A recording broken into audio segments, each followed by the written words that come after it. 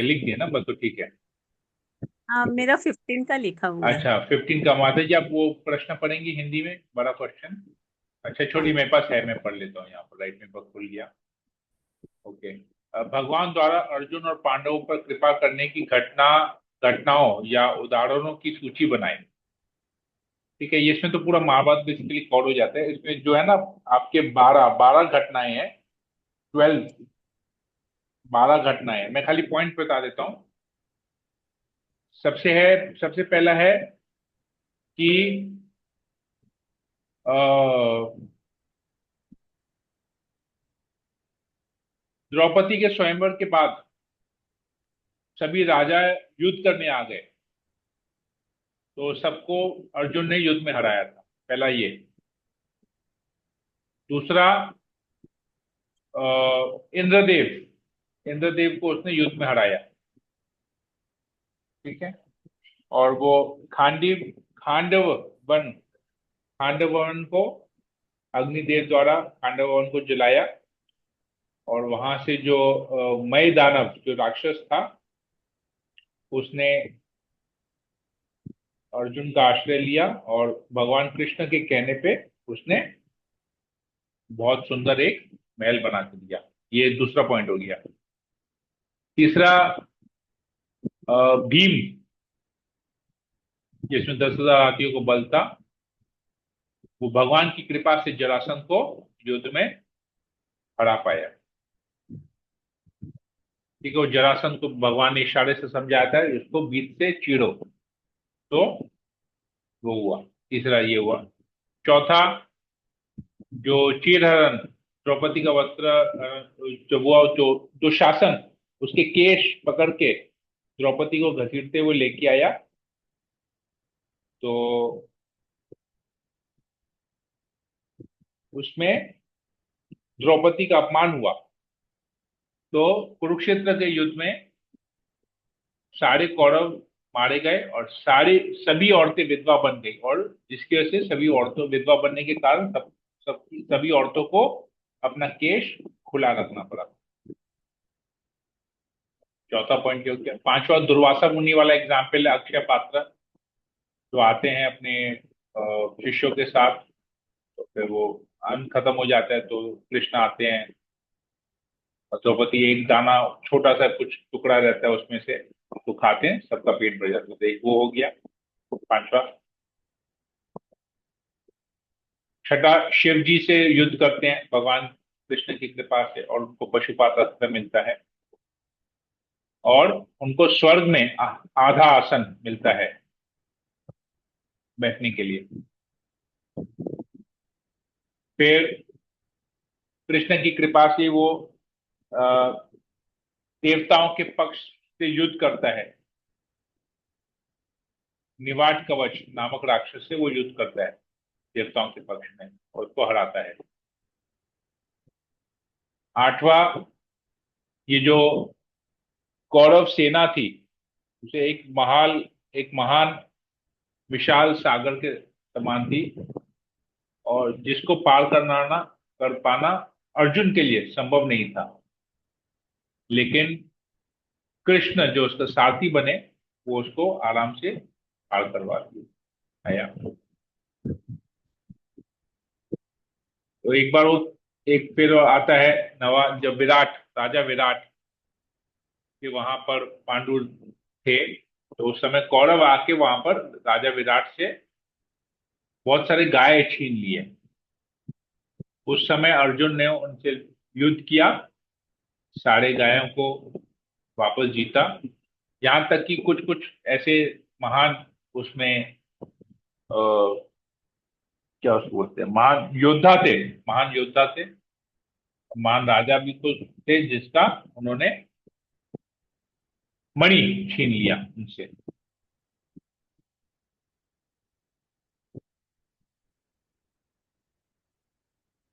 फिर अर्जुन कहते हैं कि हम लोगों का कुरुक्षेत्र का युद्ध जीत पाना असंभव था।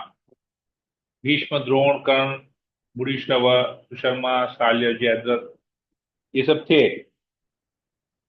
लेकिन ये कृष्ण की कृपा से ही हुआ कि हम लोग युद्ध जीत पाए। मतलब मुझे आज तक नहीं, और हम लोग युद्ध जीत गए। मेरा बाल भी बांका नहीं हुआ और हम लोग युद्ध जीत गए। 11वां नंबर था कि युद्ध में जब अर्जुन के रथ के घोड़े प्यासे थे तो अर्जुन नीचे उतरा घोड़ों को पानी पिलाने के लिए, और किसी ने उसको नहीं देखा। तो ये भगवान की कृपा थी, कोई उसको देख नहीं पाया, सब लोगों ने उसको अनदेखा कर दिया उसको उस समय। ये हुआ। और फिर भगवान की और विशेष कृपा क्या थी कि वो अर्जुन को हे पृथा, हे मित्र, ऐसे करके बहुत प्रेम से उसको संबोधित करता था। ये कृष्ण की कृपा। तो ये 12 पॉइंट्स, ठीक है, ये आ गया। फिर आता है, ठीक है, राधा माती क्लियर हुआ। हाँ प्रभु, क्लियर हुआ।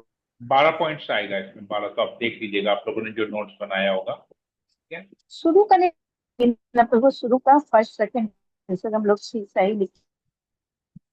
बोलिए। भगवान आप भले कृष्ण वीडियो जब ऑफ कर लीजिए, अर्जुन कोई के दिक्कत नहीं है। वीडियो ऑफ करेंगे ना, वो आवाज थोड़ा सा क्लियर आएगा, कटेगा कटेगा नहीं। बोलिए।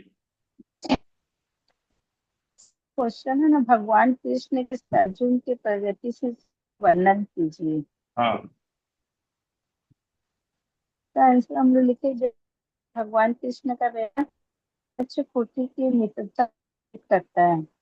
अर्जुन भद्रा का ब्याह करके पार्वती ने बांधा लिया। भगवान ने अपने मित्र अर्जुन के संकोचों से रक्षा करने सारथी बनना स्वीकार किया। नहीं, सारथी बनना स्वीकार किया ये नहीं है। सारथी बन के उस महान सेवा सेना को उसने जिताया, वो है। खाली सारथी नहीं बने, सारथी भर के उन्होंने क्या कार्य किया वो आपको बताना है। ये देखिएगा, हर एक श्लोक में ना एक एक बात आती है, आपको अपने मन से नहीं निकला है इसमें। हर एक श्लोक में देखिए अर्जुन जो बता रहा है वही आपको लिखना है, ठीक है।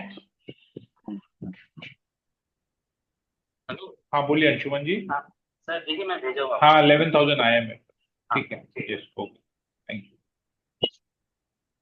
ठीक है, तो ये हो गया। तो जो अर्जुन श्लोक में बोलता है ना, आपको वही, तात्पर्य से कुछ नहीं लेना है, अच्छा, केवल श्लोक ही पकड़ना है इसमें। ये सारा श्लोक ही पकड़ना है बस, और कुछ नहीं, ठीक है ना। इसमें से तात्पर्य से कुछ मत लीजिएगा, एक भी पॉइंट मत लीजिएगा, क्योंकि अर्जुन जो जो बोल रहा है आपको वही लिखना है, ठीक है।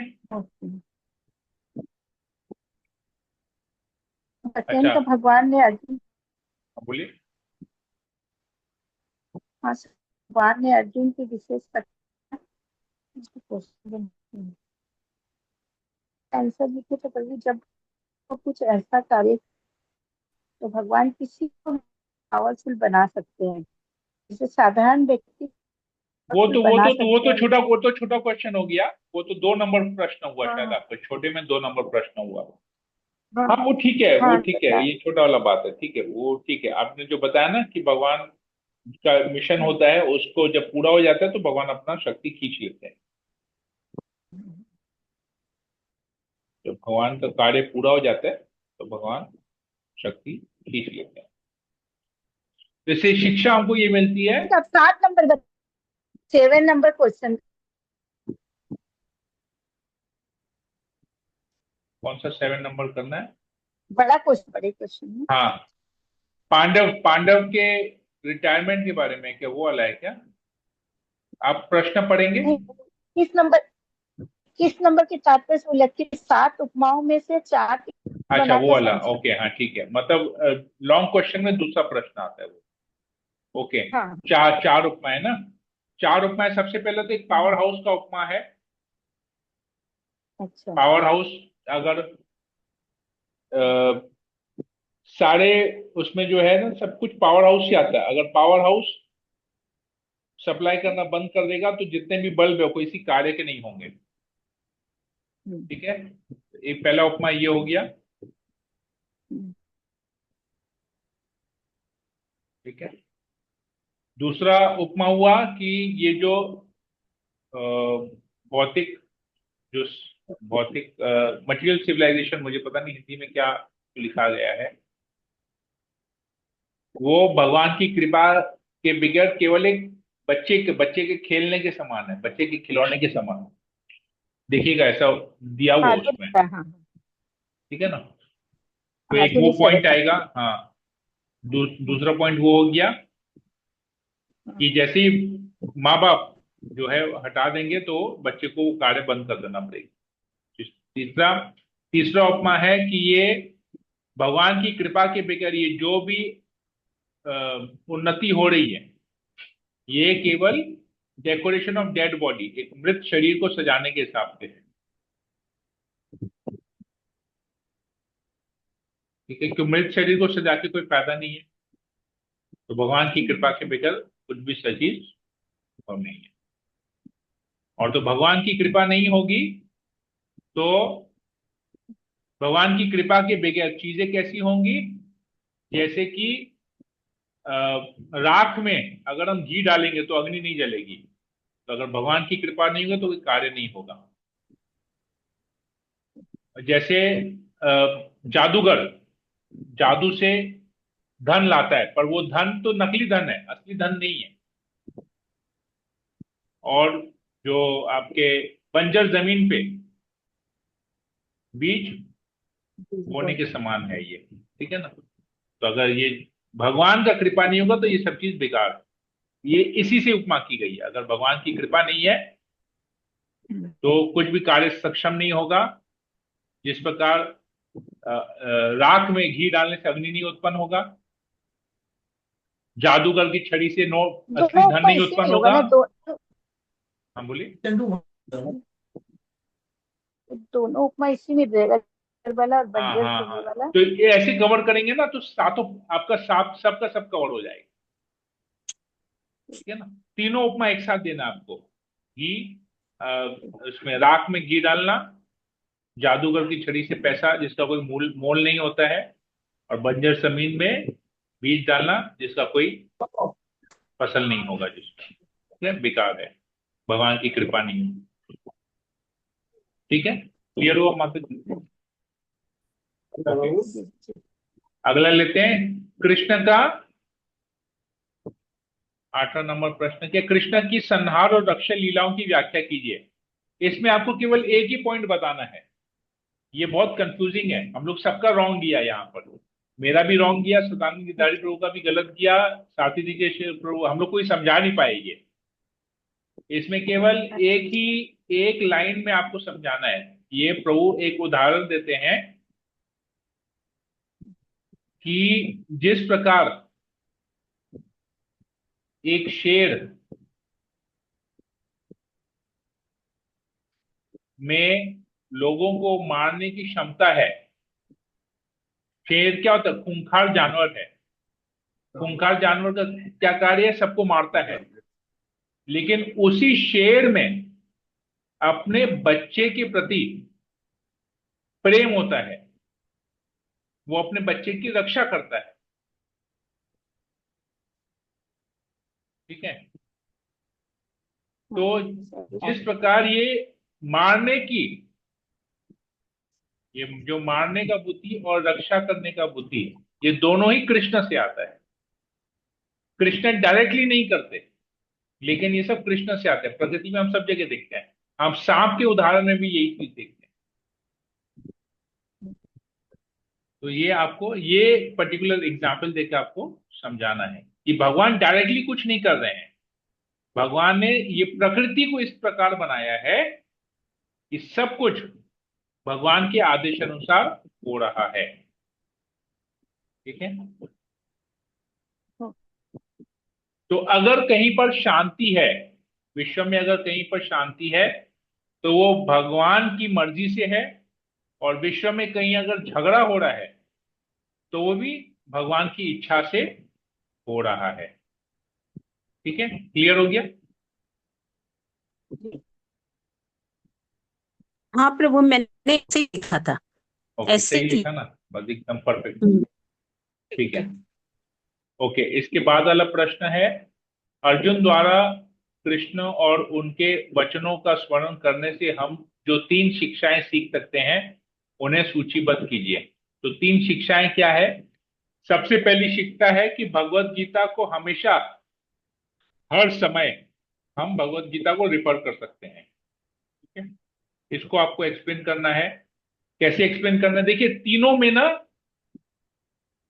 भगवत गीता की शिक्षा जब कृष्ण को, अर्जुन को मिला, और कृष्ण के सामने और कृष्ण के जाने के बाद तीनों में यही आएगा। सबसे पहला कि भगवत की गीता की शिक्षा को हमेशा उसके ऊपर निर्भर कर सकते। क्यों? जब अर्जुन दुविधा में था, अर्जुन के मन में जब दुविधा था, तो इस गीता की शिक्षा से उसकी दुविधाएं दूर हो गई। ठीक है, कुरुक्षेत्र के युद्ध में वो बोल रहा था कि मैं कैसे अपने पितामह को मारूंगा, कैसे अपने गुरु को मारूंगा, कैसे भाइयों को मारूंगा, कैसे रिश्तेदारों को मारूंगा। लेकिन जब गीता का ज्ञान मिला तो उसकी सारी दुविधा दूर हो गई। इसी प्रकार आप जब कृष्ण चले गए हैं तो अर्जुन वापस दुविधा में है, तो वापस से वो गीता के शिक्षाओं को स्मरण करके अब दुविधा उसका दूर हो रहा है। तो एक ये हो गया कि भगवत गीता की शिक्षा को हमेशा पढ़ सकते हैं। दूसरा कि भगवान का सानिध्य, भगवान का सानिध्य, भगवान का सानिध्य कैसे इसमें आता है कि हमारे अंदर हम भगवान को भूल जाते हैं। क्यों? भौतिक जगत के भौतिक जगत में हमारी चेतना कलुषित हो जाती है, जिसकी वजह से हम भगवान को भूल जाते हैं। लेकिन भगवत गीता की शिक्षा से पता चलता है कि हम भगवान के शाश्वत अंश हैं। ठीक है, तो एक ये शिक्षा मिलती है कि हम इस भौतिक जगत में जन्म मृत्यु बुढ़ापा बीमारी इसमें फंसे हुए हैं, और हमारा काम है भगवत गीता के उपदेशों का पालन करके भगवान के धाम वापस जाना, भगवान से अपना संबंध पुनः स्थापित करना। ये हो गया। तीसरा हो गया जीवन का परम लक्ष्य। इसमें आता है कि अर्जुन की कोई इच्छा नहीं थी कुरुक्षेत्र में युद्ध करने की, परंतु भगवान की इच्छा पूर्ति करने के लिए, भगवान के आदेश का पालन करने के लिए उसने युद्ध किया। तो अभी ऐसा लग रहा है कि अर्जुन भगवत गीता के उपदेशों को भूल गया है, पर ऐसा नहीं है। ये भगवत गीता के उपदेशों को अगर हम कभी भी पालन करेंगे, हम हमेशा पालन करेंगे, तो हम अपने जीवन का चरम लक्ष्य हमको मिल सकता है। वो चरम लक्ष्य है भगवत धाम वापस जाना। है? हो गया तीनों बात क्लियर? हाँ। ओके, फिर प्रश्न है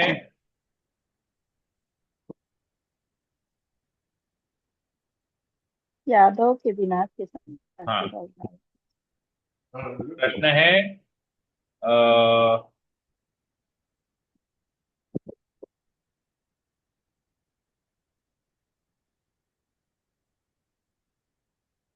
यादव के विकास के संबंध में कांटे का उदाहरण दीजिए।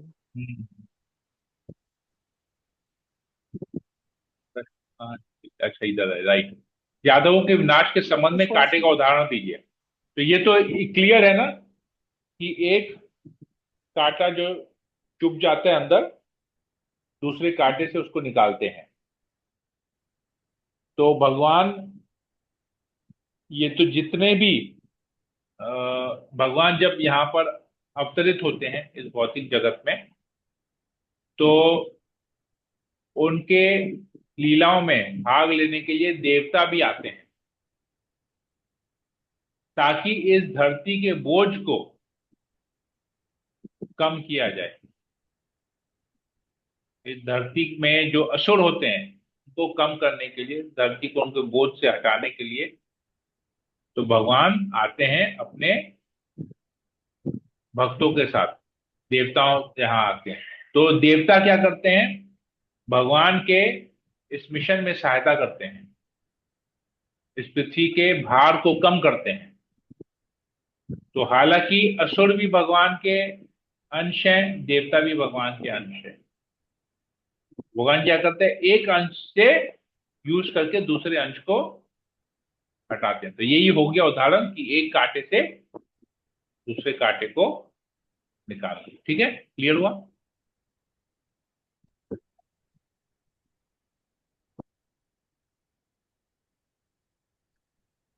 तो जब लीला खत्म हो जाता है, भगवान का मिशन खत्म हो जाता है, तो सारे देवता अपने शरीर को छोड़ के अपने अपने धाम वापस चले जाते हैं।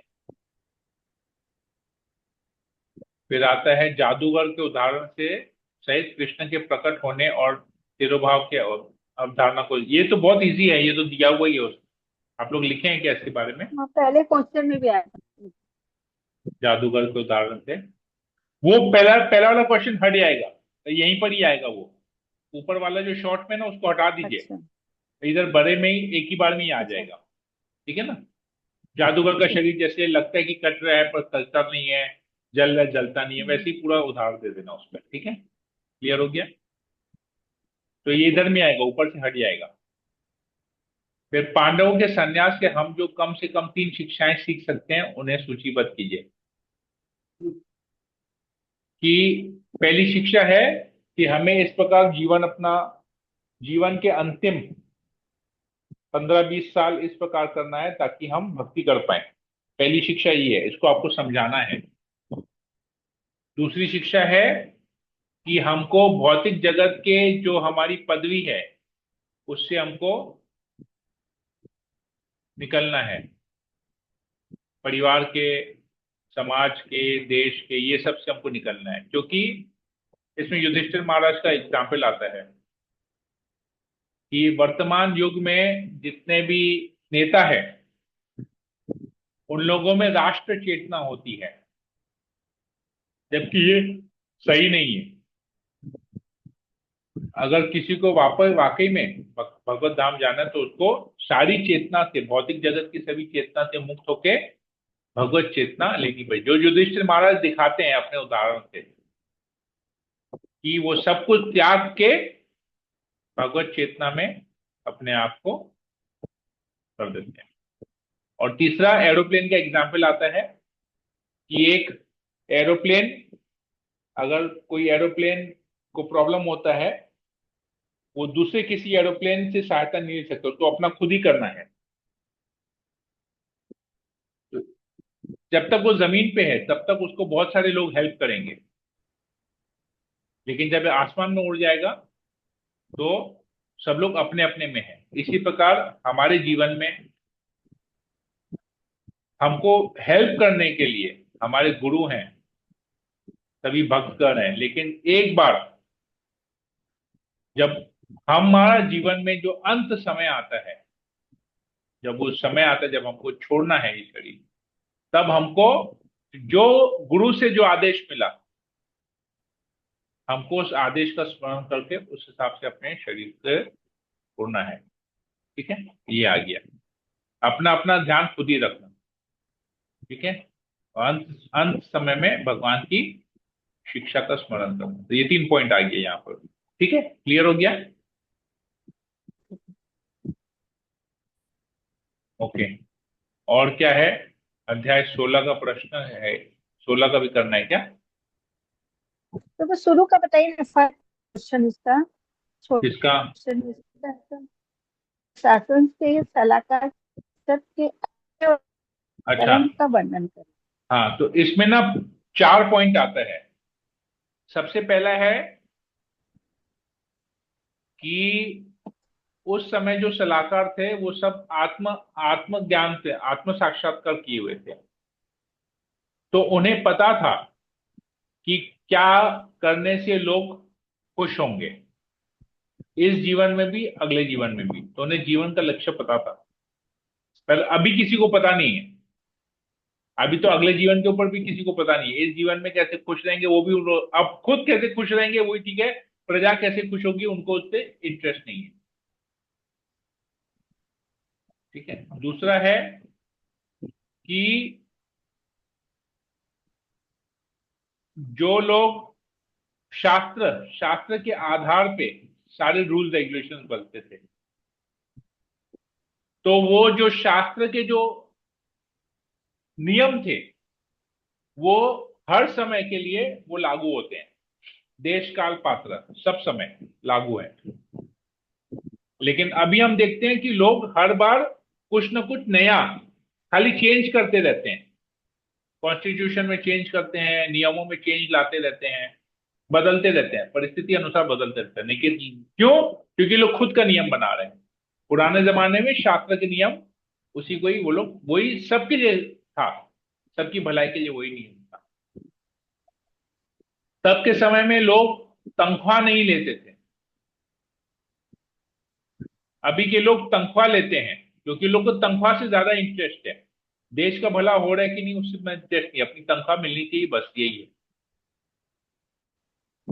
चौथा, तब के समय में लोग समदर्शी थे, सबको समान रूप में देखते थे, चाहे वो पशु हो चाहे वो मनुष्य हो, दोनों को समान रूप में देखते थे, समदर्शी थे। अभी मनुष्य को इंपॉर्टेंस देते हैं, पशुओं का वध करवाते हैं, कसाई घर खोल देते हैं, ठीक है, लोगों को बोलते हैं पशु हत्या करो। ये 4 प्रॉब्लम आ गए, ठीक है, क्लियर हुआ? तो इतना इतना पढ़ा है, हम्म। बस पूछना बड़ा ये, आंसर होगा। हाँ, पॉइंट आपको बताना ना, डिफरेंस बताना ना। तो 4 पॉइंट हो गया। ये तात्पर्य से आया ना, तात्पर्य प्रभुपाद के तात्पर्य से पूरा लेना है। ओके, और क्या प्रश्न है पूछिए। मैं हिंदी का इसका है सेकंड नहीं, वाला सब लोग बताइए। पूछेंगे। सेकंड वाला परीक्षित परीक्षित परीक्षित महाराज परीक्षा वो तो अपने से मान शादी लीजिए की ना, उत्तरा मामा के की पुत्र बेटी से, इरावती, इरावती से शादी की। क्यों? उत्तरा क्योंकि अलग की गोत्र थे, इरावती से। अलग गोत्र थे इसीलिए। हाँ, क्योंकि वो गोत्र, ये पिता का गोत्र हो गया, वो माता का गोत्र हो गया, माँ के साइड में हो गया, तो गोत्र अलग हुआ ना, ठीक है। भाई चाचा का होने से सेम गोत्र हो जाएगा, लेकिन ये मामा का था। चाचा का बुआ का सेम मामा गोत्र के हो होने से जाएगा, लेकिन वो मामा का था, मतलब माँ के साइड का फैमिली था, तो गोत्र अलग है। पिता के फैमिली का नहीं है, माँ की फैमिली का है, तो गोत्र अलग हो गया, ठीक है। और देवता आम आदमी को क्यों दिखाते थे? क्योंकि परीक्षित महाराज का देव इतना प्रभाव था, परीक्षित महाराज का इतना प्रभाव था कि देवतागण पृथ्वी पे आके अपने आप को, अपनी इच्छा से वो लोग वहां पर प्रकट हुए, और अपनी इच्छा से उन लोगों ने लोगों को अपना दर्शन दिया। ये परीक्षित महाराज का प्रभाव था इसकी वजह से, ठीक है। फिर उस आपके पास है प्रभु हाँ, क्वेश्चन नहीं था? मेरे पास हिंदी नहीं है ना, मेरे पास सब इंग्लिश है। मैं बोला आप पढ़ते जाइए, मैं जवाब देते जाता हूँ।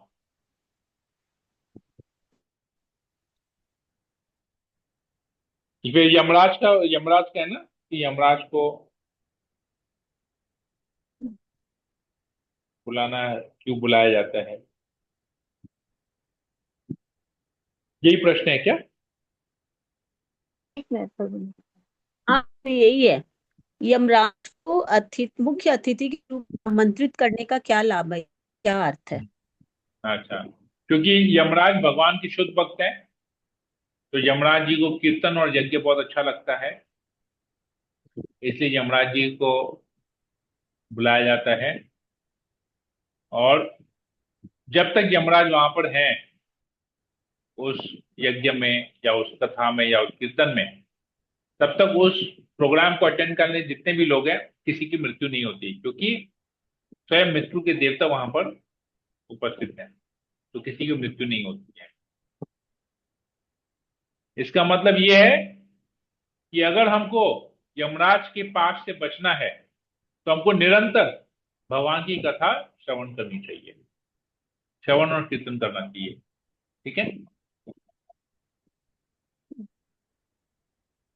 हाँ भाई, अगला। यदि पूर्व निर्धारित है तो युद्ध करने की आवश्यकता है। युद्ध वाला ना, इसमें हम्म, वो बारिश बारिश का उदाहरण देना है। जिस प्रकार पता है कि वर्षा ऋतु है, वर्षा ऋतु में तो वर्षा होगी, फिर भी लोग क्या करते हैं, छाता लेते हैं, रेनकोट पहनते हैं अपने आप को बारिश से बचाने के लिए। इसी प्रकार कली का कार्य है सब चीज में, वो आएगा हर चीज में तो, लेकिन फिर भी राजा का कर्तव्य है, या एडमिनिस्ट्रेशन का कर्तव्य है, लीडर्स का कर्तव्य है अपने अपने प्रजा को कली के प्रभाव से बचाना। ठीक है। फिर नंबर और लिखना है सर इसमें, हाँ हो गया ना? हाँ, बस हो गया ना, इतना ही है ना। वो खाली उदाहरण आपको बारिश का, बारिश से बचने वाला उदाहरण देके समझाना है बस।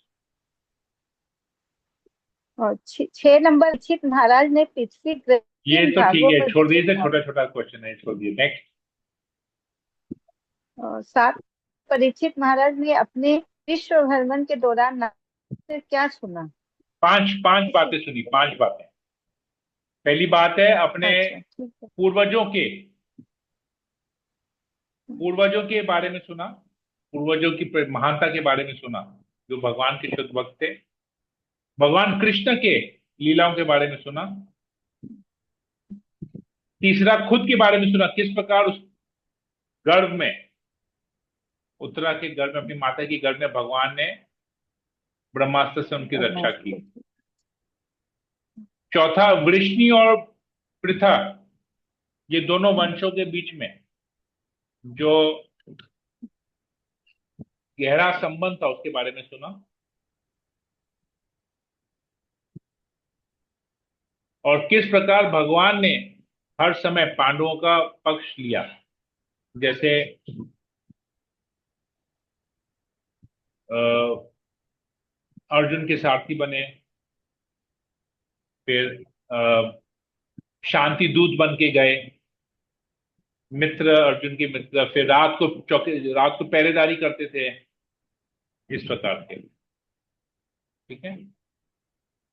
ये पांच बातें, ये पांच बातों के बारे में उन्होंने।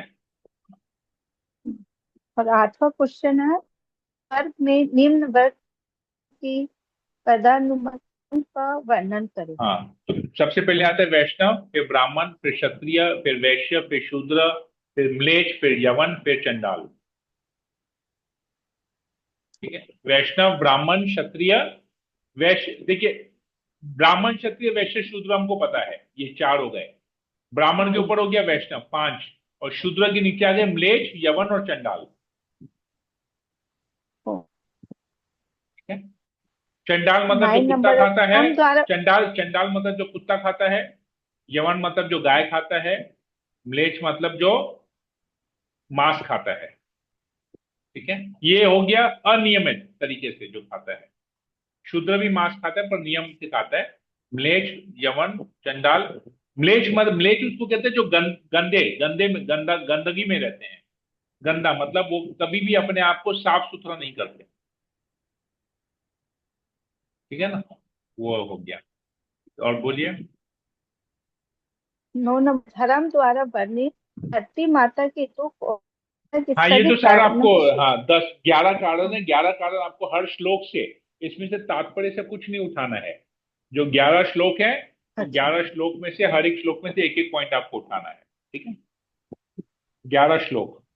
19 से 24 में ना माता हाँ, प्रभु। नहीं, श्लोक तो आपके 6 हैं। हाँ हाँ श्लोक आपके अच्छा 6 हैं, लेकिन उस 6 श्लोक में 11 पॉइंट दिए गए हैं। ठीक है। अच्छा ठीक ठीक 11 पॉइंट ठीक आप निकाल लेंगे और वो कर देंगे। ठीक। ठीक है। और बोलिए। नंबर है, किसी महापुरुष के 40 गुणों में से कम हाँ, से ये कम ये गुण ये बताइए। 40 में हम लोग का कैसे हुआ, हम लोगों हाँ को सबको बोला गया आप तीन तीन तीन तीन करके बोलते जाइए। तो अच्छा हम लोगों ने, सब लोगों ने तीन तीन तीन तीन करके बोला। फिर प्रभु बोले अभी अच्छा सब लोग को जितना याद हुआ उतना बोलो, एक बार में बोलो। एक बार में तुम लोग कितना बोल सकते हो। तो सबका 25 से 30 गुण आया। 25 से 30 श्लोक। मैंने उसको कैसे पढ़ा, मैंने उसको ना हाँ डिवाइड किया। डिवाइड किया कि सबसे पहले आपके ब्राह्मण के गुण, हाँ हाँ ब्राह्मण के गुण, फिर क्षत्रिय के गुण, हाँ, ब्राह्मण के गुण, क्षत्रिय के गुण, सत्य क्षत्रिय के गुण के बाद आपका आता है जनरल, जनरल लोगों का गुण, फिर आता है भगवान का गुण। मैंने इसको विरल 4 पार्ट में डिवाइड किया, बोल के मुझे काफी कुछ, मुझे करीबन 28-29 याद हो गए उसमें। बाकी सबको तो 20-22 याद था, पर मैंने इसको ऐसे डिवाइड किया तो याद आ गया। इसमें ना पहले पहले 8 गुण जो है, पहले 8 गुण ब्राह्मण के हैं। ठीक है, पहले 8 गुण ये ब्राह्मण के हैं। फिर आप देखेंगे 9 नंबर से लेके 9 नंबर से लेके 17 नंबर तक, 18 नंबर तक ये क्षत्रिय के गुण है। नहीं, वहां से लेके सॉरी 20 नंबर तक, 20 नंबर तक क्षत्रिय के गुण आएंगे।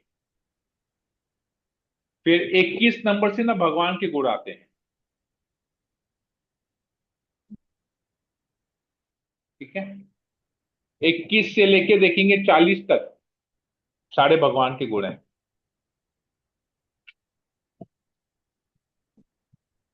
ठीक है, अब तो आप ऐसे ही याद करेंगे ना, आपको याद हो जाएगा, ब्राह्मण के गुण, क्षत्रिय के गुण, भगवान के गुण। ठीक है, हरे की और बोलिए। द्वारका की रानियों से कैसे थी। हाँ, ये तो ठीक है, ये तो इजी है। द्वारका, द्वारका को भगवान तो कभी कभी रानियों को छोड़ के चले जाते थे इधर उधर, लेकिन धरती तो हमेशा भगवान का चरण स्पर्श करती थी। भगवान के चरण हमेशा धरती पे रहते थे, तो कभी भी धरती भगवान से अलग नहीं हुई। रानियों को भगवान का विरह मिलता था, धरती को कभी भगवान का विरह नहीं मिला, इसलिए धरती बहुत ज्यादा अधिक भाग्यवान है। ठीक है, हो गया माता जी, क्लियर? ऐसे पद्म कहते हैं, बोलिए माता जी। हो गया। हाँ, सब कंप्लीट हो गया ना। हम लोग का तो अभी 17, 18, 19 बाकी है अभी तो। ये लोग तो, मेरा तो पूरा कंप्लीट हो गया 17, 18, 19। इधर सारथी दीक्षित प्रभु और सदानंद गिरधारी प्रभु का कंप्लीट नहीं हुआ है, तो वो लोग बोले हैं कि उन लोग को 2-3 दिन और चाहिए कंप्लीट करने में। वो लोग मंगलवार को या बुधवार को बोले एग्जाम देंगे। तो जिस दिन एग्जाम आप उस दिन लेंगे तो फिर दोबारा आपका कट कट जा रहा है आवाज।